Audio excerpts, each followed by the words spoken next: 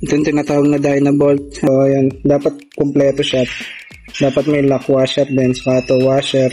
Papakita ko sa inyo kung paano kinakabit to. Una, syempre, lagyan nyo muna ng tanda. Tapos bubutasan natin.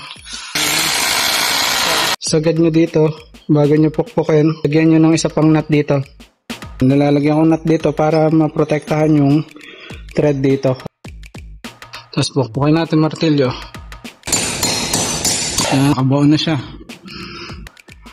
Tapos hihigpitan mo ngayon siya. Higpitan mo lang hanggang sa tingin mo yung maglalak na siya.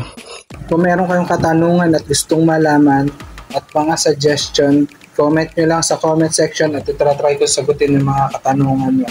Ito yung tinatawag na Dynabolt. So ayan, dapat kumpleto siya. Dapat may lock washer din, saka ito washer. Papakita ko sa inyo kung paano kinakabit to.